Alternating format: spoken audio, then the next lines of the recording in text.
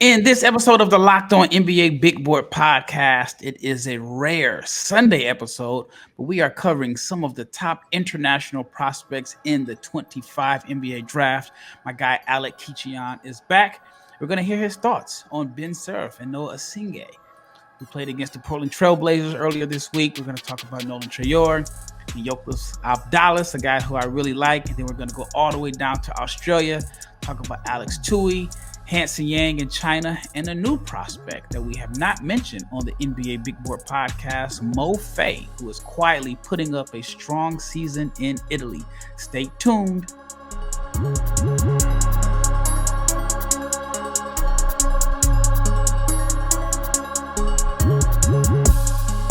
Big shout out to each and every person that has made the Locked On NBA Big Board podcast your first listen of the day. I'm your host, Rafael Barlowe, along with my guy, NBA Draft Point, a guy that has definitely made a name for himself. Well, his name is Alec, but everyone on Twitter knows him as Draft Point or NBA Draft Point. But before we get into this episode, I want to let you know that it is brought to you by FanDuel. You can start the season with a big return on FanDuel. Place your first $5 bet. You'll get started with $200 in bonus bets guaranteed. Visit FanDuel.com to get started. And if you're not subscribed to the YouTube channel, please subscribe. Like, share, comment, click the bell so you can be notified every time we drop, because we're coming out with an episode 5 days a week at the minimum. This is 7 straight days. I think it might be more than that. But anyway, this is a rare episode on a Sunday. You might be listening to this on Sunday, or you may listen to it on Monday, but there's so much basketball to cover. You guys are playing college basketball, has exhibitions have started. The NBA season is about to start, and they've been playing abroad for a few weeks now. I think China just started this week. But anyway, let's get started. All right, first, I want to cover Ben Saraf and Noa Essengue. All right, so I said it was Noa Essengue. I listened to the Blazers game. They said it was Essengue. Then I got a message saying they believe that I was saying it right the first time. This was someone who has ties to Cameroon. I guess that's a Cameroonian last name. I'm going to just call him Noah E for now until I get it correct. But anyway, what did you think of Noah and Ben Saraf's performance against the Blazers? Well, overall, just really impressive.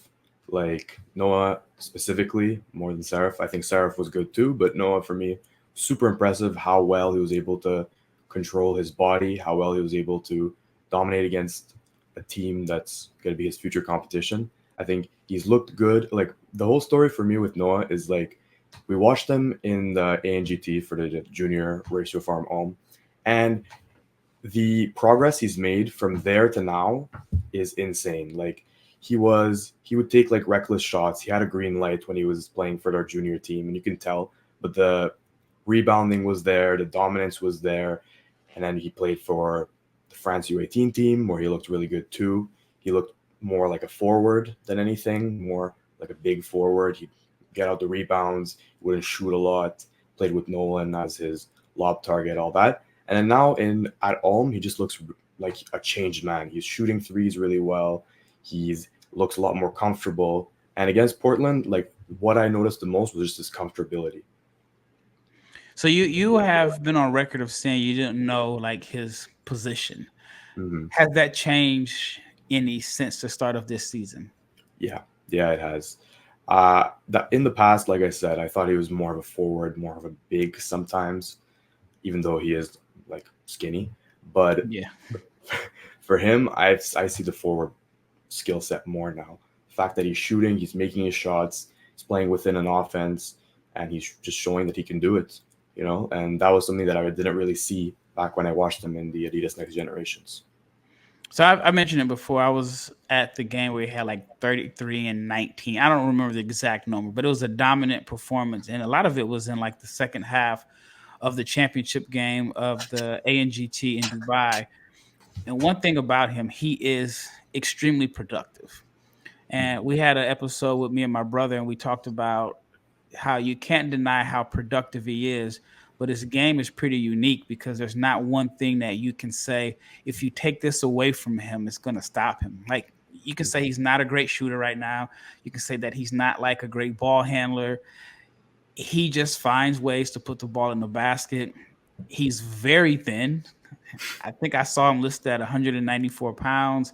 I think that has been very generous, but I think he's someone that once he gets stronger and puts on weight, adds more handle, improves his jump shot, I think the production is going to be even better. But what he's doing as a 17-year-old has been impressive. And like you said, he was very comfortable against Portland. He had 20 points, 8 rebounds.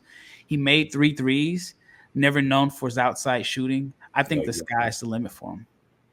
Yeah, exactly. I mean, like I said, some of the shots he was putting up in the Adidas Next Generation tournament just last year were like really crazy. Like I feel like some of the threes he'd put up, he wouldn't make. The free throws were kind of rough for him. And from seeing what he's been doing then to now and how that game translated into something that's in a smaller role, like the way he was able to like phase down to a smaller role, but still be able to show what he's able to do at an even better clip is what's impressed me the most about him. Yeah, he's going to get fouled. That's one thing he knows how to do is draw fouls with his activity. What did you think of Ben's overall performance? I thought the first half was good. I do think that some of the concerns that people have expressed about him and his position were on display, but I thought he looked pretty comfortable out there also. Yeah, exactly. Like you're not going to deny that he's a confident player. He's like he knows what to do. He's smart. It's just again the shooting percentages that kind of comes up. You know, he had his really good first half, second half a bit more quiet, but overall another good performance against an NBA competition. You know, he showed he can hang in there. For me, my main concern is how his play style is going to really be able to translate to an NBA team. How much freedom an NBA team is going to give him as a rookie to do what he does.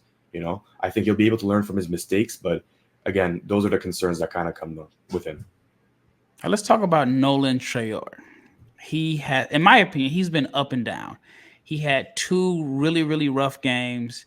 Then he had 2 phenomenal games. Then he had a game, I think it was against, oh man, I can't think of the Turkish team. He played them earlier this week. So performance. Then he had a good performance earlier today. It's been hot or cold, in my opinion. I guess you can say there's 2 games there he was hot, 2 games that he was cold, and then there's been, a couple games in between there. What do you think about his overall performance this season? I mean, look, there's a reason we have a whole season ahead of us, so he's gonna have his ups, he's gonna have his downs. So far, I'm still at the same level as I was kind of before the season started. I have him in my top five, and I think what he's doing is pretty much what we're expecting from him and a bit more. I mean, he had some big performances last year too for St. Quentin, and then this year also, he's showing what he can do. The playmaking is there. He has some great passing nights, and he's kind of like showing that he's knocked the rust off a bit from those first 2 games. Like since those first 2 games, he's looked from decent to good, I think. And that last performance he had was pretty good. He had 7 assists to 1 turnover, maybe. And that's Mm-hmm. what I'm noticing a lot more. He's feeling just him too, just a lot more comfortable within the game, with his team, with his new teammates, with the competition. And I think that's really showing in the last few games. And when I say like hot and cold, his first game he had 4 turnovers. Second game he had 5 turnovers. He had a 20-point game, 20-point, 10 assist game. He had 3 turnovers, which you'll take 10 assists and 3 turnovers. Mm-hmm. He had a game against Cholet where he had 11 points, 4 assists, no turnovers. I thought that was good. And then in his like basketball Champions League debut, he had a game where he had 5 assists and no turnovers. But his last Champions League game against Karşıyaka, the team from Turkey that I mentioned, he had 6 turnovers. And then I want to say, just looking at the numbers, he's had 3 games of 4 turnovers or more. And then if you look at how he shot or like his turnovers at the U18s this summer, he averaged, I want to say like 4.7 turnovers, but he led the tournament in assists at 9.3. Are there 9.3 assists? Are there any just concerns about the decision making, or would you say some of his turnovers are due to maybe him not having the strongest left hand or getting in trouble in traffic? What are your thoughts about that?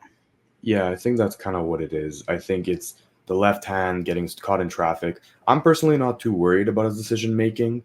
I think the fact that he's putting up routinely over 5 assists, let's say in different levels of competition. I mean, he did it in the Adidas tournament. He did it in the U18s. Now he's doing it in a pro league. He did it last year in a pro league. I think that just shows that he knows what he's doing, or most of the time he knows what he's doing, and the team is giving him the reins to play freely.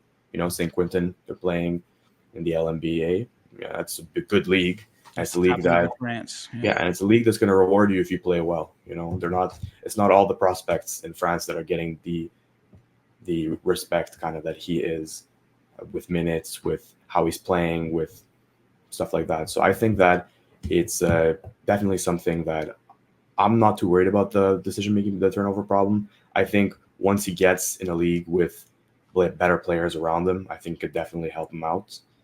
But I think it's something that's going to resolve itself as the season goes on. I think I'm not too worried. Yeah, it's something that I'll definitely be monitoring because, like I said, I think there's 2 games with 0 turnovers, but then there's 3 games of 4 turnovers or more.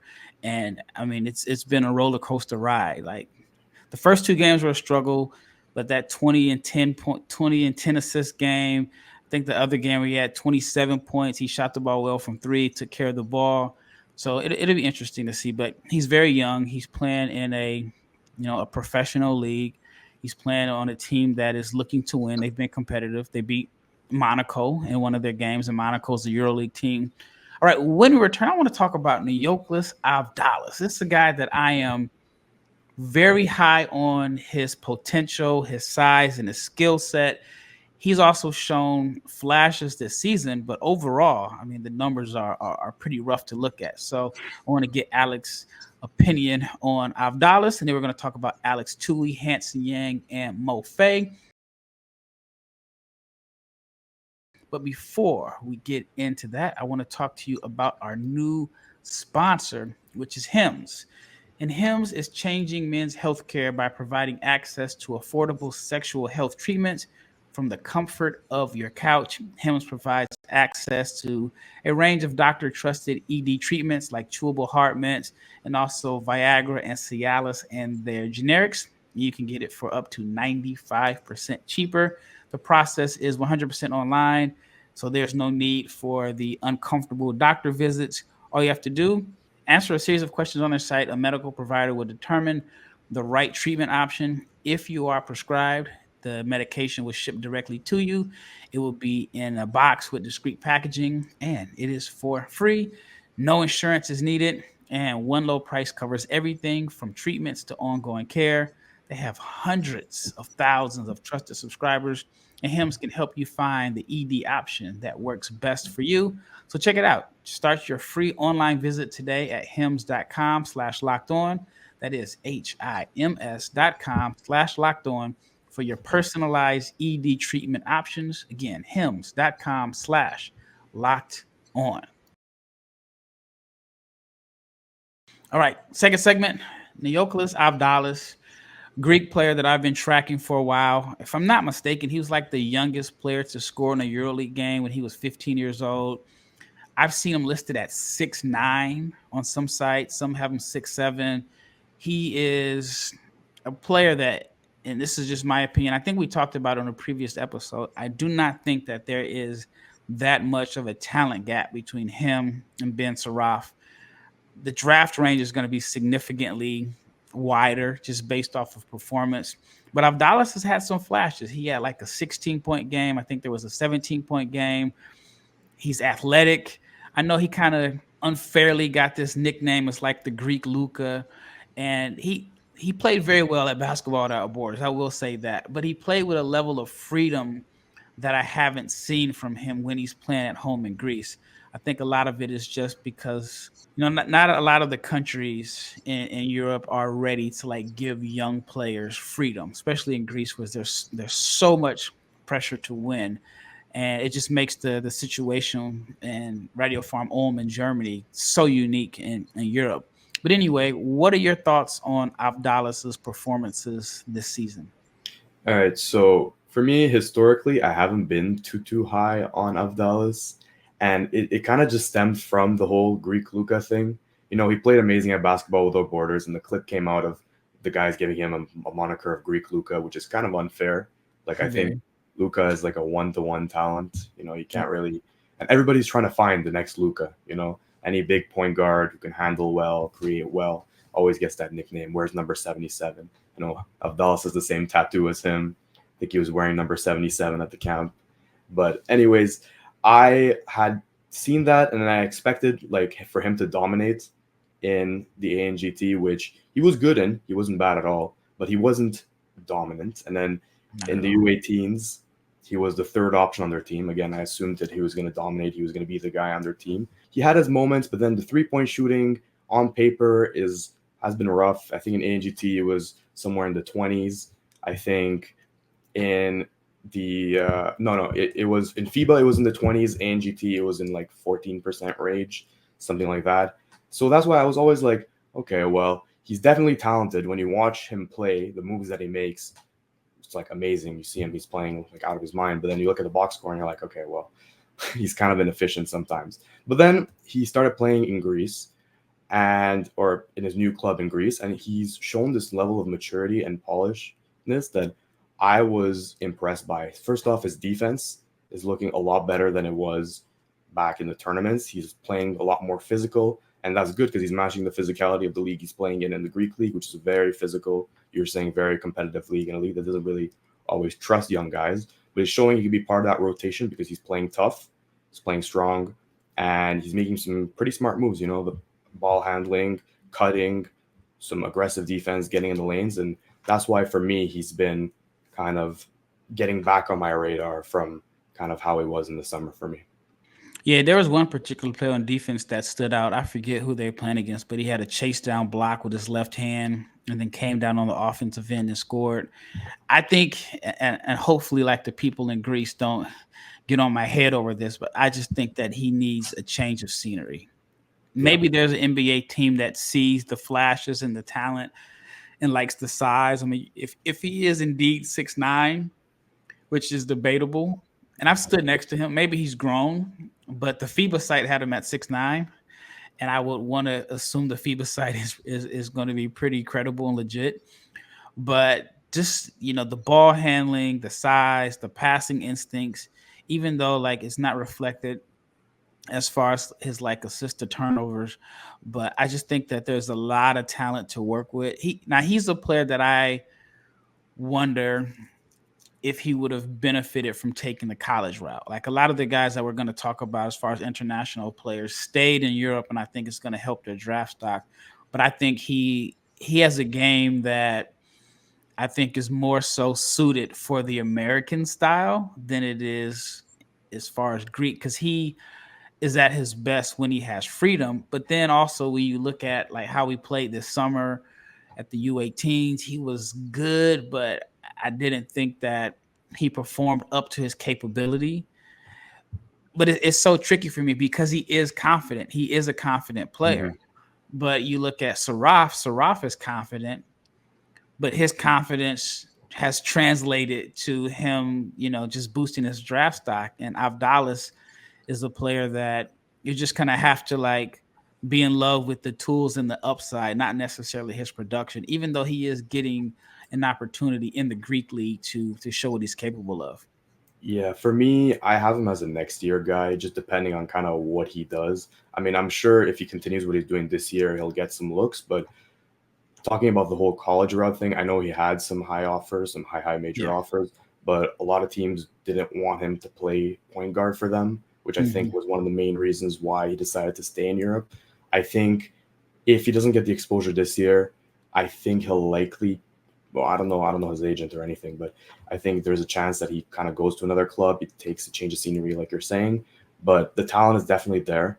Who knows? Maybe after Saraf leaves, he'll get a chance. They'll recruit him to play at home. Who knows? That could be an option. But yeah.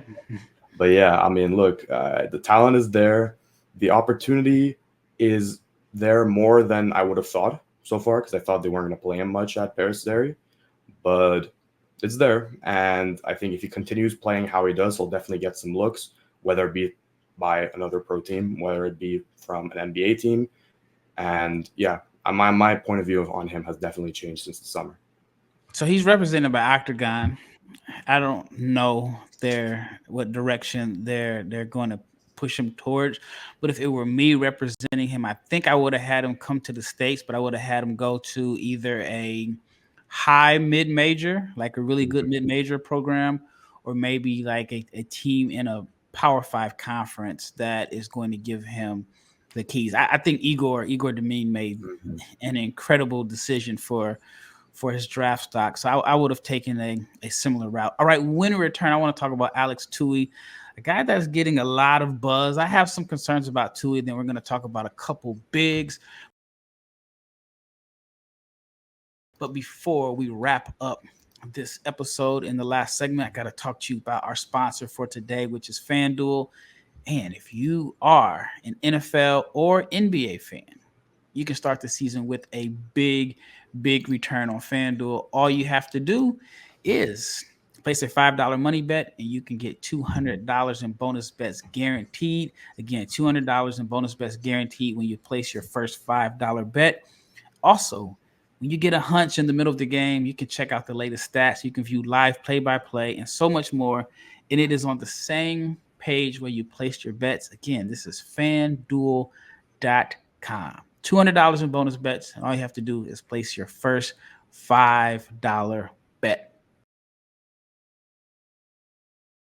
All right, let's talk about Alex Toohey. Alex Toohey started off last season hot, and then he's playing in NBL in Australia. For those that don't know, he had a phenomenal NBL blitz. It was like 25 points per game. Now I know that he wasn't going to maintain these numbers, but it was like 25 points per game on 60, 75, 77 shooting splits. And so he made some athletic plays. He was trending in the right direction. So far this season, in the regular season, he's at like 11 points per game, 47% from the floor, 35% from three, 66% from the foul line. I think the knock on him is the shooting. Like he has improved, but he's not a consistent shooter. And I think his draft range is going to heavily depend on how well he shoots the ball. What are your thoughts on him? I've seen some people say he's a first round prospect. Yeah, I think I would have him maybe in my late first. I think he's trending upwards to me personally. I think he's one of the most electric players in this draft, overseas at least, most electric as an overseas prospect. He's 6'8". He has good size. He's filled up his frame really well. I think he's definitely gained some muscle from last year, and the improvements are there definitely. But he's always making these like crazy plays. Every game he has this one sick dunk. He's great in transition. He's really fast. So I've noticed too. He runs really fast, and again, he thrives in transition, acrobatic finishes, crossovers, all that. Super fun watch. So if you haven't watched him, you should definitely look at the highlights. Like super fun player, and he has the good size. And I think the defense is getting better. Like again, with the size, the physicality is another guy that's put on some muscle, and I think it's showing in the way that he's been playing. And the shooting is the main concern. Is the shooting legit? That's kind of the big thing that's going to separate him from maybe being in the first round than being in the second round. The shooting, I mean, he's had flashes where it looks good. He's had games where it looks good. And then he has games that is like a bit less efficient. Right now he's at 35%, which I think is around average, right? But we'll have to see if it keeps trending upwards or it trends downwards. And that's going to kind of determine for me how I think of him long term. What do you think his NBA role is? Like a slasher, some guy that's going to push the pace as on the wing. I don't know exactly, but I think he has the traits right now that he's playing. I think he could play a similar role in the NBA. Maybe not like 1-to-1, but like in a smaller role. Even with the shooting, I mean, he's young. He's 20. He's not incredibly young. He just got off to like a good start last year too, and then he ended up finishing the season, I believe, at like 24% from three. And so I just want to see if he can maintain it. But he has been the best player in the Next Stars program this year. All right, let's talk about Hanson Yang playing in China. Hanson Yang is a player that I'm really high on. I feel like I was very early to the Hanson Yang party. Was it the U18s last summer or the summer of 23? He killed Alex Almanta. He ran through him and Hanson Yang is 7'2". I mean, he's a big boy, 7'2", shot blocker, very, very skilled in the post, gifted, up and under moves, head fakes, post moves, little Kevin McHale-ish with with the way he operates on the block. Also a pretty good shot blocker.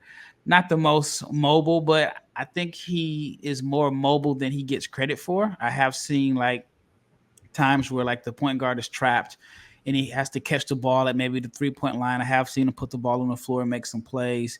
He's off to a good start. It's only 3 games, but he's averaging 17 points, 10 rebounds per game, shooting 62% from the floor. What are your thoughts on Hanson? All right, so I think it's kind of fair to say that Hansen Yang is probably the most divisive player in this year's class. I think he was pretty divisive last year too, but you see guys that are super fans of Hansen Yang, see guys that don't like him at all, don't see it at all. And I know that that was kind of like the deal with NBA offices last year. There were scouts that would go over and they weren't really too impressed, and that's why his buzz wasn't too high. I think for him, again, a lot of it is the fact that he plays in the CBA. I think that there's a lot of skepticism around that. You know, I think his last game he had 26 and 11, but the point guard on his team was Quindary Witherspoon, and he had a 30-point game. And no disrespect, but he was the 15th man on the Warriors. So it's kind of showing that maybe the production is a bit inflated. Well, it is inflated, but for me, Hansen Yang, you can look at the positives, you can look at the negatives. The positives, the post moves, the footwork, the passing is awesome. Like I've never seen, or I have seen, but like in these recent years evaluating prospects, I haven't seen a big man that has that type of passing. Like I think the one play that stands out that everybody usually talks about is the one that he dribbles it just past half court and he throws like this ridiculous like skip pass cross court to the guy at the rim. And you look at that stuff and you're like, wow, that stuff is like real special. But then if you look at some of his defensive stuff, the shot blocking is good, but sometimes I feel like he's kind of like a deer in headlights. Like he gets caught in space a bit and doesn't really know what to do. Sometimes he gets, even though he is a big guy, tends to get overpowered on defense a lot of times by some other big men. And I feel like that's kind of going to be his big thing to watch this year. He does look in better shape this year. I won't lie. He looks a lot better shape than last year. He looks like he slimmed down a bit. He's gotten more fit. But from what I've seen, I watched the full highlights of not just him, but the full highlights of the game he recently had. And a lot of the plays were just him getting kind of like caught in space, not really knowing what to do, kind of looking a bit lost at times. So that's kind of something to monitor because I feel like, again, he's one of those guys like I was talking about. What was that? I don't know how NBA teams are going to kind of view him. I don't know how they're going to kind of let him play in the NBA. If they're going to let him do what he does, if he's going to be too much of a defensive liability, and also if he'll be able to match the pace of the NBA, of being able to run up and down the court. Like you match this guy up with a guy like Bam Adebayo. And I know it's like not fair to say because a lot of these prospects, like you could say, oh, well, if you match up the best player with him, how is he going to do? But if you look at guys that are probably smaller but a lot stronger, how is he going to match up with that physicality, with that pace that NBA teams play with? And which team is going to be willing to give him that freedom to do what he does with the liabilities? I mean, it sounds like some of the same concerns that people had about Zach Edey. Mm-hmm. And I actually talked to an agent who was trying to recruit him about, the comparison. And he thought Edey was better. He just said Edey had just the best hands he's seen on a big. But he said he saw Edey as an NBA player as early as his sophomore year in high school. He just thought that he just needed, some reps. But I like Hanson. The thing about the Chinese league, and I've lived in China for 2 seasons. I spent 2 seasons over there. One of them was, I guess, cut short because of COVID. The thing about the Chinese league is that, one, the bigs, they're actually good. They have some skilled bigs. They're very fundamentally sound. The guards are usually Americans, and they have just total freedom to like do whatever. And a lot of times the guards that are there that are Americans are you have to be a gifted scorer because in China, if your team wants you to average 30 a game and you average 28 a game, they're going to cut you because there's another guy in America that they can go get. So the guards usually have the freedom to score and do whatever. and then they're always being replaced because if they're not winning, then it's the Americans' fault in a sense. So when like you see American players going over there having big numbers, is basically the freedom that they have that they will never get in the States. And a lot of the guys I feel like over there in China, guards are guys that could play in the NBA. Like I have a friend of mine that's over there, and for him, it's like I can go to China, make good money. It's a shorter season, or I can go to the NBA where, depending on the team, one team may say we want you to be a distributor.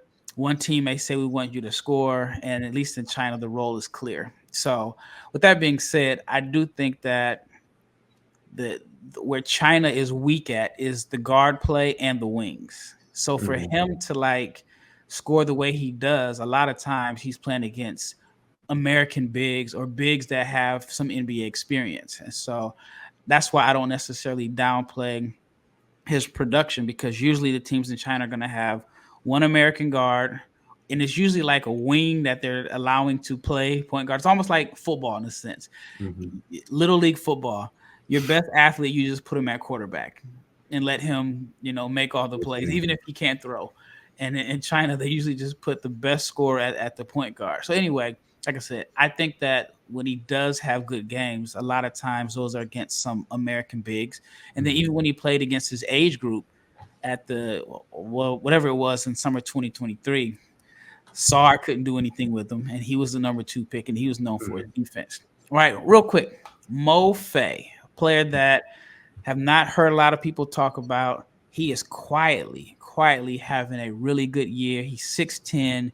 He's playing in Italy, and you usually don't see young players, and he's playing in a domestic league and a league that plays the international competition. You don't normally see 19-year-olds put up this type of numbers, but he's averaging 13 points, 8 rebounds, 2.6 blocks per game, shooting 67% from the floor, has a clear role to me as like an athletic rim runner, play finisher, and shot blocker. Tell us a little bit more about Mo. I mean, you nailed it right there. It's like you don't have that many guys in this draft, especially if you're looking at overseas, that are putting up his type of production, playing his type of minutes, and aren't considered as NBA prospects. Like, he's playing big minutes. He's a starter at 19 years old. He's built ridiculously well. He's 6'10". He looks like a man out there dominating, and he's doing pretty much everything you want your classic big to do. Finishes at the rim, has some insane blocks at this one like 5-block game in the Champions League, which is international contest, showing he can do this. And if you look at his last like 5 games, 6 games that he's played, it's 2 blocks, 3 blocks, 5 blocks, 2 blocks, and the last game he didn't have any, but like still like pretty impressive. Like you would think that kind of scales up, right? He has a clear role, like you said, and I think that every year we get those 1-2 traditional bigs that get drafted to a team that needs them, and they become a serviceable big man for the future. Guys like, let's say, Clint Capella, right? I think that's kind of a similar type of comp. I was going to say Yves Missi a bit, but Yves Missi has a different level of athleticism that kind of separates him there. But Mo Faye, he's a good athlete. He's big. He does what he has to do, and he does it efficiently. The issue with him, again, is he doesn't shoot the ball. He doesn't really have any shooting touch at all, whether it be they don't let him do it. I saw a play where they let him shoot, and I was like, I see why they don't let him shoot it. Yeah, so that's pretty bad. That's kind of the issue with him, is that he doesn't really have that much of a shooting touch. He does everything you want your classic big to do really well. And I think that if you draft a player like that, you can focus on developing him after, because he has all the good tools that you want. And you can play him on day one if you don't ask him to do too much, like offensively. Like defensively, he'll be awesome. I think the defensive touch is there. The IQ on defense is there. The way he jumps is really good. He knows when to block. And again, the shooting touch is something I think you can develop if a team is willing to give him a chance, let him develop a bit. But I think he needs to be in an NBA kind of like sphere to do that. I think like if you were to put him on when you draft and stash, like if you were to draft and stash him, I don't think he would develop that touch as much. I think they just continue to play him how he's playing now. That's fair to say. But I think if you put him in an NBA like locker room, if you put him in an NBA training staff, you make him learn from the other players around him, I think you can develop something really good there with the physical tools he has. Yeah, I have my doubts about the touch. I mean, but I think that he could be fine just as a vertical lob threat, a rim runner. He's greatly benefit by playing with Cassius Winston. Yeah, I was going to say. And so by him having like that type of point guard, Cassius Winston was a guy that I really liked coming out of Michigan State, had a cup of tea in the NBA.